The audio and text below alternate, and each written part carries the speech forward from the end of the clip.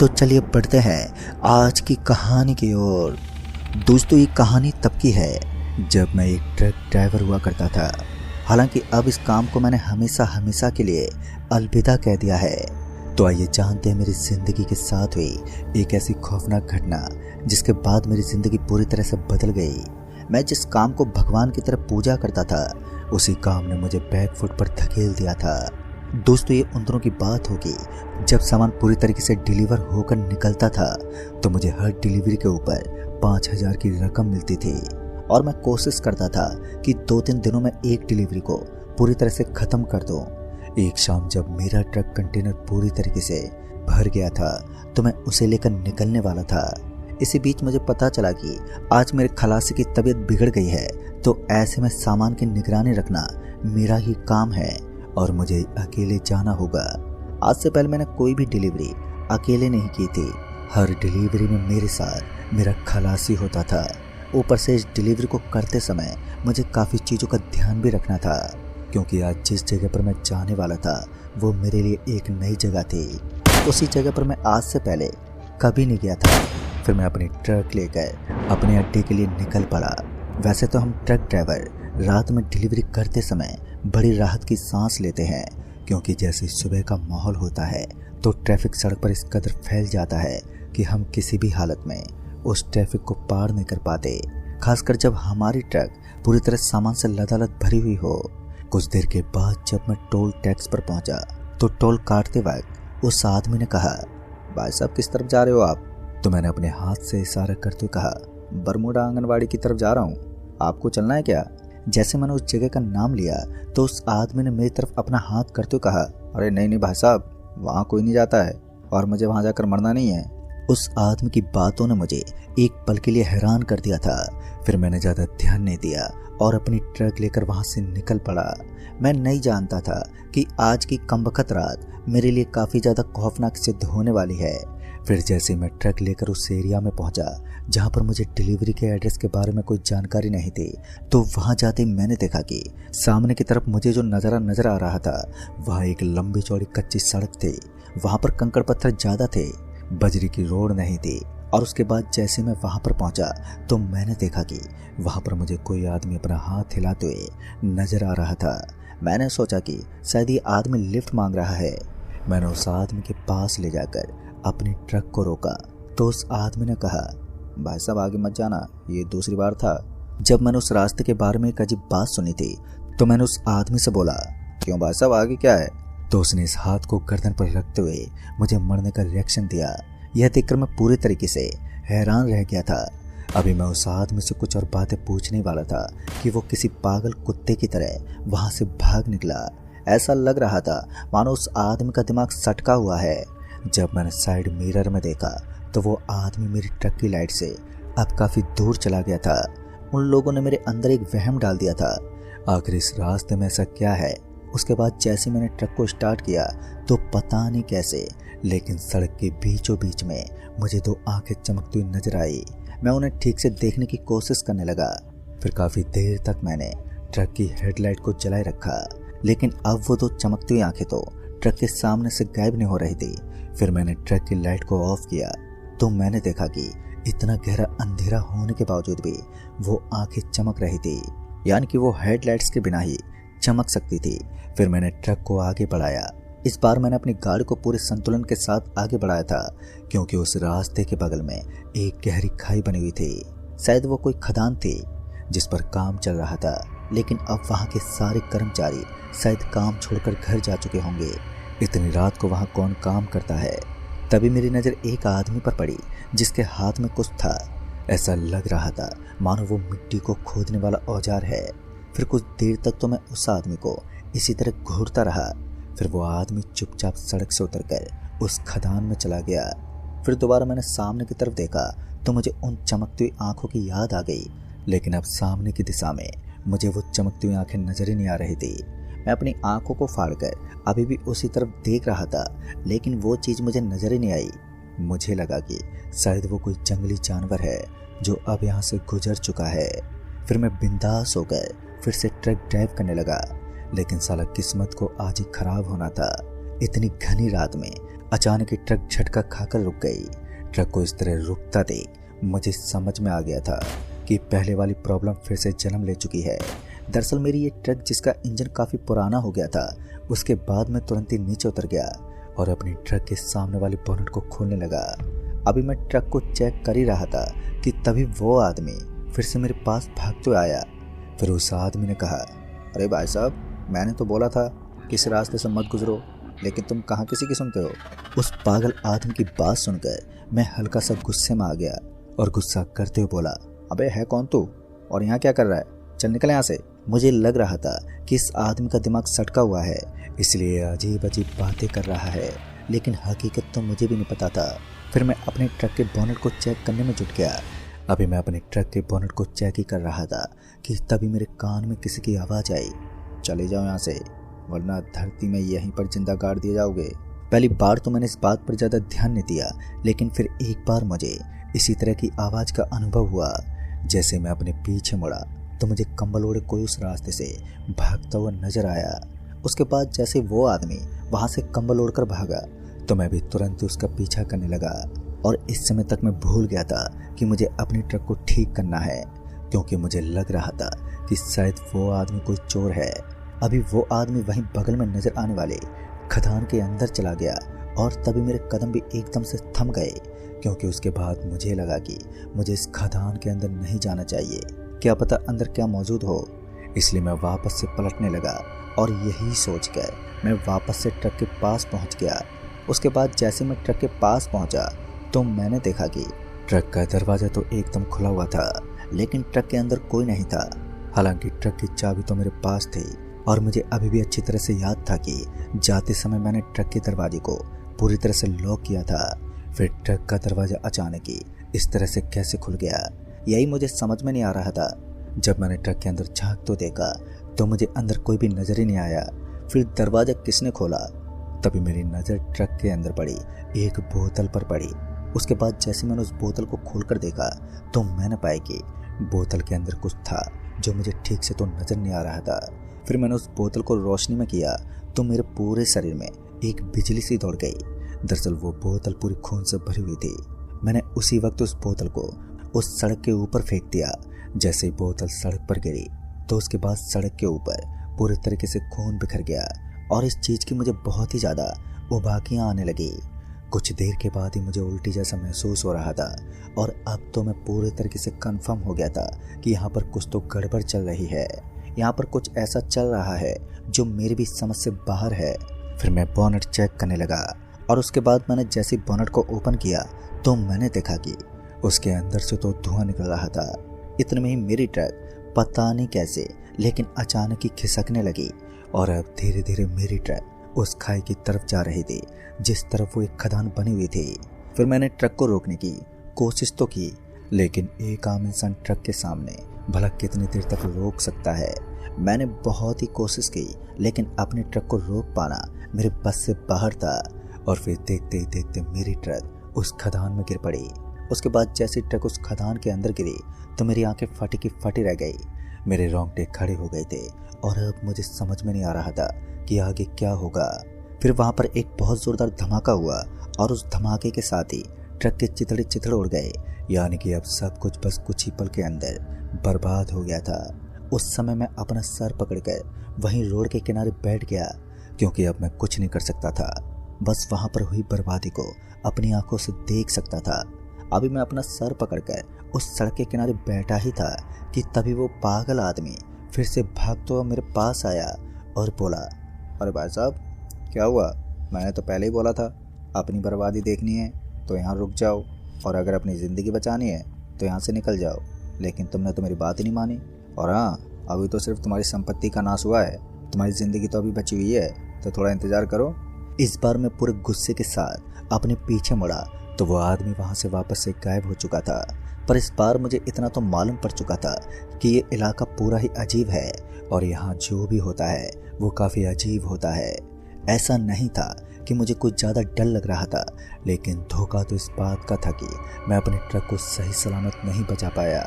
और जब मैंने अपने मालिक को फ़ोन करने की कोशिश की तो उनका फ़ोन भी नेटवर्क से बाहर बता रहा था। और अभी मेरे सामने एक और मुसीबत ये खड़ी हो गई थी कि मैं यहाँ से बाहर कैसे निकलूं, क्योंकि यहाँ से बाहर निकलने के लिए मुझे किसी साधन की ज़रूरत थी। और यहाँ पर साधन तो छोड़ो, मेरे लिए मुसीबतों का पहाड़ खड़ा था। पहले तो मुझे उसी का सामना करना था। मैंने काफ़ी लोगों को फ़ोन करने की कोशिश की, लेकिन सभी का फ़ोन ही नेटवर्क से बाहर बता रहा था और ये चीज़ मुझे और भी ज़्यादा चिढ़ा रही थी। और ऐसे इलाके में किसी और का फ़ोन नेटवर्क से बाहर होना, ये तो काफ़ी अजीब बात थी।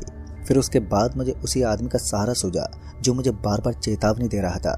फिर मैंने ऐसे हवा में आवाज़ लगाना शुरू कर दिया, भाई साहब मेरी मदद करो, अगर यहाँ कोई आसपास है तो मेरा हाथ जोड़कर प्रार्थना है, कृपया आप मेरी मदद कीजिए। लेकिन मेरे सामने कोई आवाज़ ही नहीं आ रही थी और इसी चीज़ ने मुझे काफ़ी ज़्यादा हैरान करके रखा था कि वो पागल सा आदमी पल भर में ही कहाँ चला जाता। फिर उसके बाद मैंने वहाँ से पैदल पैदल चलना ही ठीक समझा। उसके बाद मैं अपने कदम पटकते पटकते वहाँ से निकल ही रहा था कि तभी मेरे पीछे से आवाज़ आई, अरे ओ साहब जी, ज़रा खदान के अंदर वाले दरवाजे तक आना। और जैसे मैंने इस आवाज़ को सुना तो मैं एकदम से पीछे पलट गया और जब मैंने अपने पीछे मुड़ कर देखा तो मैंने पाया कि काले कलर के कपड़े पहने एक आदमी खड़ा था। उस आदमी के लिबास से ऐसा लग रहा था जैसे कि वो आदमी कोई कर्मचारी है और उस खदान के अंदर काम करता है। मैं यही सोच रहा था कि तभी उस आदमी ने कहा, अरे हाँ भाई साहब, मैं एक कर्मचारी हूँ और इस खदान के अंदर काम करता हूँ। हमारे साहब ने आपको अंदर बुलाया है और यहाँ पर ट्रक पलट जाना कोई बड़ी बात नहीं है। उस आदमी की इस बात को सुनकर एक टक में उसे घूरने लगा। फिर उसने कहा, और आप मेरे पीछे पीछे आइए, मैं आपको उन तक छोड़ देता हूँ। मुझे लग रहा था कि अब यहाँ से बचने का यही एकमात्र रास्ता है, तो फिर मैं उस आदमी के पीछे पीछे चल पड़ा। और जैसे हम खदान के दरवाजे से खदान के अंदर गए तो मैंने देखा कि उस खदान के अंदर एक बदबू आ रही थी। ऐसा लग रहा था मानो कोई मरा हुआ जानवर सड़ रहा हो। इसी बीच में मेरी नज़र सामने की तरफ बैठे एक आदमी पर गई और उस आदमी को देखकर ऐसा लग रहा था मानो वो कोई आदमी रईस आदमी है। और तभी उस खदान के अंदर से सफ़ेद रंग का धुआं निकलने लगा। वो बिल्कुल वैसा ही तो धुआं था जैसा कि कुछ देर पहले मैंने अपने ट्रक के अंदर से निकलते हुए देखा था। इस धुएं को देखकर मैं एकदम से हैरान रह गया और फिर उस खदान के चारों तरफ देखने लगा। तभी सामने बैठे उस आदमी ने कहा, क्या हुआ भाई साहब, ज़रा आगे तो आना। अभी उसने इतना कहा ही था कि अचानक मेरे हाथ में तेज जलन हुई और जलन इतनी बढ़ गई कि अपने हाथ को इधर उधर सहलाने लगा। लेकिन वो जलन अब मुझे बहुत ज़ोर से महसूस हो रही थी। जलन इस कदर बढ़ गई थी कि मैं बहुत ज़ोर ज़ोर से अपने हाथ को झटके देने लगा। और तभी सामने बैठे उस आदमी ने कहा, हमें भी ऐसे महसूस होता है जब तुम लोग बिना कुछ सोचे समझे अपनी गाड़ी से मजदूर लोगों को टक्कर मार देते हो। जैसे उस आदमी ने मुझे ये बात कही तो मैं उसे बड़े ही ध्यान से देखने लगा, क्योंकि आज से पहले मैंने ऐसा कभी नहीं किया था कि मेरे ट्रक के सामने कोई आए और मैं उसे कुचल दूं। उस आदमी की बात सुनकर मैं उस पर गुस्सा करते बोला, लेकिन तुम ऐसा क्यों बोल रहे हो, मैंने तो आज तक किसी को कोई नुकसान नहीं पहुंचाया। मैंने इतना कहा ही था कि फिर अचानक उस आदमी ने अपने कदमों को धरती पर पटक दिया और जैसे वो नीचे उतरा तो सच में वहाँ की पूरी ज़मीन बुरी तरह से कांपने लगी और मैं एकदम से ही नीचे गिर पड़ा। फिर उस आदमी के कदम मेरी तरफ बढ़ने लगे।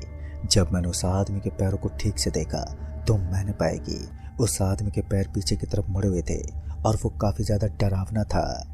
और जैसा कि हमारे दादाजी और बाकी पूर्वज बताते थे कि भूत प्रेत ऐसी चीज़ों के पैर पीछे की तरफ मुड़े हुए होते हैं, लेकिन आज से पहले मैंने इन चीज़ों में कुछ खास विश्वास नहीं किया था। इस बार मैं बहुत ज़्यादा डर गया था कि मैं अपने जलन होने वाले हाथ को लेकर वहाँ से भागने ही वाला था कि अचानक मेरी पूरी की पूरी बॉडी किसी बर्फ़ की सिल्ली की तरफ वहीं जम गई। मैंने अपने शरीर को बहुत हिलाने की कोशिश की, लेकिन मेरी पूरी ताकत झोंकने के बाद भी मेरा जिस्म बस उसी जगह पर जमा रहा। अब तो मेरी पूरी बॉडी गर्म हो चुकी थी। मैं अपनी पूरी गर्म हुई बॉडी के साथ बस वहीं स्थिर खड़ा रहा। फिर कुछ देर तक तो मैं ये उम्मीद लगाकर इधर उधर देखने लगा कि शायद कुछ हो जाए, मगर उसके बाद मैंने जो अपने सामने देखा उसे देखकर तो मेरे कदमों तले ज़मीन खिसक गई। दरअसल उस आदमी ने अपने कपड़े उतार दिए थे। उसके साथ बाकी जो कर्मचारी थे उन्होंने भी उस आदमी के साथ अपने कपड़े उतारना शुरू कर दिया। और जैसे मेरी नज़र उनके जिस्म पर पड़ी तो सच में मेरे रोंगटे खड़े हो गए। दरअसल उन सभी के पेट के अंदर एक गड्ढा बना हुआ था और उस गड्ढे के अंदर आग निकल रही थी। इस नज़ारे को देखकर हर किसी की रूह कांप जाना एक लाजमी सा होता है। अभी मैं इस नज़ारे को देखकर वापस से पीछे की तरफ जोर लगा ही रहा था कि मेरे कान में आवाज़ आई, क्या हुआ, मैंने तुम्हें कहा था ना कि यहाँ से निकल जाओ, लेकिन तुमने मेरी बात ही नहीं मानी। इस बार मैंने अपने गर्दन को घुमाने की भी कोशिश की, लेकिन मैं कुछ कर ही नहीं पा रहा था। तभी वहां पर गहरा गहरा अंधेरा छाने लगा और वो सफेद रंग का धुआं हट चुका था। ऐसा लग रहा था मानो ये सब मनमानी मेरे सामने बैठा वो शैतान कर रहा है, जिसके पेट के अंदर गड्ढा बना हुआ था। फिर उसने बड़ी गंभीर आवाज में कहा, तुम जरूर शराब पीकर ट्रक चलाते हो, इसलिए तुम्हारी ट्रक अचानक इस रास्ते बंद पड़ गई। तुमने कुछ गड़बड़ की है। उसने इतना कहकर मेरे ऊपर एक झपट्टा मार दिया, जिस वजह से मैं डर के मारे वहीं नीचे गिर गए, तुरंत ही बेहोश हो गया। उसके बाद जब दोबारा मैंने अपनी आंखें खोली तो मैंने देखा कि अभी भी मैं उसी खदान के अंदर पड़ा हुआ था और वहाँ चारों तरफ वो भयानक शैतान नजर आ रहे थे। मेरी तो सांसें ऊपर नीचे हो रही थी। तभी मुझे वो पागल आदमी नजर आया जो उन सभी शैतानों के एकदम पीछे खड़ा था और वो मुझे अपना गला पकड़कर कुछ इशारा कर रहा था। दरअसल उस आदमी ने अपने गले में कुछ बांध रखा था और वो उसे तोड़ने को बोल रहा था। मुझे समझ में नहीं आया कि वो क्या बोलना चाहता है और फिर वो एक बार फिर वहां से गायब हो गया। पता नहीं क्यों, लेकिन उस आदमी की हरकतों से ऐसा लग रहा था मानो वो मुझे कुछ बताने की कोशिश कर रहा था, लेकिन मैं उसकी बातों को समझ ही नहीं पाया। अभी मेरे अंदर सोचने की शक्ति नहीं थी, लेकिन इसके बावजूद भी उस आदमी की बातें मेरे दिमाग में भटक रही थी। फिर कुछ देर के बाद ही मैं उन सभी शैतानों को गौर से देखने लगा और उसके बाद जब मैंने उस शैतान को देखा जो उनमें सबसे बड़ा था, तो मैंने देखा कि उसके गले में एक छोटी सी मणि थी और वो चमक रही थी। उसकी चमक कुछ ज़्यादा तो नहीं थी, लेकिन उस मणि को देखने के मात्र से ऐसा लग रहा था कि इस मणि के अंदर कुछ तो ऐसा खास है जो इसे अलग बनाता है। और कहीं ऐसा तो नहीं कि उस आदमी ने मुझे सिर्फ उस मणि को तोड़ने के लिए कहा था, क्योंकि वो मणि काफ़ी देर से चमक रही थी और अब मैं काफ़ी हद तक इस बात को तो समझ गया था कि जिस तरह उस आदमी ने मुझे इशारा करके बताया था, उसे देखकर तो ऐसे ही लग रहा था मानो वो मुझे ये बोल रहा है कि मुझे उस मणि को तोड़ना है। लेकिन उस आदमी के गले तक पहुंचने के लिए वहां तक मेरा हाथ पहुंचना भी बहुत ही ज़रूरी था। लेकिन उस आदमी से मैं इतनी ज़्यादा दूर था, तो भला मैं उसके पास इस तरह अचानक से कैसे पहुंच सकता था। अभी मैं ये सोच रहा था कि तभी मेरे कान में एक बार फिर से हल्की सी आवाज़ आने लगी। मुझे ऐसा महसूस हो रहा था कि वो पागलों जैसी हरकतें करने वाला आदमी यहीं कहीं आजू बाजू में मेरे पास ही बैठा हुआ है, जो मुझे कहीं भी नज़र नहीं आ रहा था। अभी मैं यही सोच रहा था कि फिर उस आदमी ने कहा, देखो अगर तुम्हें अपनी जान बचाकर सही सलामत यहाँ से निकलना है तो अपनी आंख बंद कर लो, क्योंकि बंद आंखों के साथ यहाँ के माया जाल में नहीं फंस सकते। उस आदमी की इस बात सुनकर मैं काफ़ी उतावला हो गया और उसके बाद मैंने अपनी आंखें बंद कर ली। उस आदमी ने मुझे मुंह से तो नहीं बताया, लेकिन मुझे ऐसा ही लग रहा था कि मुझे किसी भी हालत में उस मणि को उस भयानक शैतान के गले से तोड़ना है और उसके बाद जैसे मैं उस मणि को तोड़ दूंगा तो यहाँ कुछ तो अजीब होगा। और इस बार मैंने ठान लिया था कि अब तो मुझे उस शैतान के गले में मौजूद उस मणि को तोड़ना ही है, चाहे इसके लिए मुझे कोई भी सीमा क्यों ना पार करनी पड़े। उसके बाद मैंने ऐसा ही किया। किसी तरह मैंने अपनी आंखें बंद करके अपने कदमों को उस हैवान की तरफ बढ़ाना शुरू कर दिया और फिर उसके बाद जैसे मैं बड़ी एकाग्रता से उस हैवान के एकदम पास पहुंचा, तो मुझे ऐसा लगने लगा कि मेरे चारों तरफ कोई दौड़ रहा है। मुझे किसी के चलने फिरने की आवाज़ आ रही थी। मैंने अपने हाथ को हवा में उठाया, लेकिन वो वहाँ से गायब हो चुका था। उसके बाद जब मैंने अपनी आंखें खोली तो मेरी आंख खुलते ही मुझे पीछे से बहुत जोर का धक्का लगा। धक्का लगने की वजह से मैं औंधे मुंह आगे की तरफ गिर पड़ा। मैं इतनी ज़्यादा जोर से गिरा था कि मेरा पूरा का पूरा शरीर हिल गया था। फिर किसी तरह मैंने अपने आप को संभाला और एक बार फिर वहीं पर अपनी आंख बंद कर ली। बंद आंखों के साथ उस हैवान को ढूंढना बड़ा ही मुश्किल काम था और फिर उसके गले से उस मणि को तोड़ना भी बहुत ज़्यादा मुश्किल था। फिर मैंने भगवान का नाम लिया और भगवान का नाम लेते ही उस आदमी की मणि मेरे आंखों के सामने मुझे चमकने का एहसास हुआ। मैंने जोर से झपट्टा मार दिया और वो मणि मेरे हाथ से टूट गई और उस मणि के टूटते ही उस खदान के अंदर सारा का सारा सामान इधर उधर बिखरने लगा। इस बार मैंने अपनी आंखें खोली। फिर मैंने आओ देखा न ताओ और सरपट भागा। वहाँ से भागते समय मेरे हाथ पैर में थोड़ी बहुत चोट भी आ गई थी, लेकिन मैंने इस चोट को बर्दाश्त कर लिया और फिर किसी तरह अपनी जान बचाकर वहाँ से भाग निकला। और उसके बाद मैं जैसे उस खदान से बाहर निकला तो मेरे पीछे से आवाज़ आई, आज के बाद इस खदान के आसपास भी भटकने की हिम्मत मत करना, वरना बहुत बुरी मौत मरोगे। दोस्तों उसके बाद मैं जल्दी से भागता हुआ वहाँ से निकल गया और फिर सामने वाले कस्बे में पहुँचा। वहाँ से मैंने फ़ोन किया तो फ़ोन भी लग गया। मैंने सारी बात अपने मालिक को बताई तो मेरे मालिक ने कहा, तुम चिंता मत करो, वहाँ पर ऐसे हादसों का होना कोई बड़ी बात नहीं है, तुम चुपचाप यहाँ लौट आओ, जो नुकसान हुआ है मैं उसकी भरपाई कर दूंगा। उसके बाद मैं वहाँ से वापस लौट आया, लेकिन उस घटना के बाद मैंने हमेशा हमेशा के लिए ट्रक ड्राइविंग के काम को अलविदा कह दिया, क्योंकि अब मेरे अंदर इतना तजुर्बा नहीं था कि मैं एक ट्रक ड्राइवर के रूप में काम कर सकूं। मैंने इस घटना के बारे में जानने की कोशिश की, लेकिन मुझे सिर्फ इतना पता चल पाया कि पहले उस खदान के आसपास जो कर्मचारी काम करते थे उनमें से कुछ जने एक दिन अचानक ही ट्रक के सामने आ गए थे और उनमें से कुछ कर्मचारी लोगों की मौत भी हो गई थी। उसके बाद इस खदान के अंदर कोई भी काम नहीं करता है और कुछ लोग कहते हैं कि वहाँ पर इस तरह की घटनाओं का होना कोई बड़ी बात नहीं है। और अब सच क्या है झूठ ये तो मुझे नहीं मालूम, पर उस रात को आज भी जब भी मैं याद कर लेता हूँ तो डर से मेरा रोम रोम कांप उठता है। तो दोस्तों इस कहानी में बस इतना ही।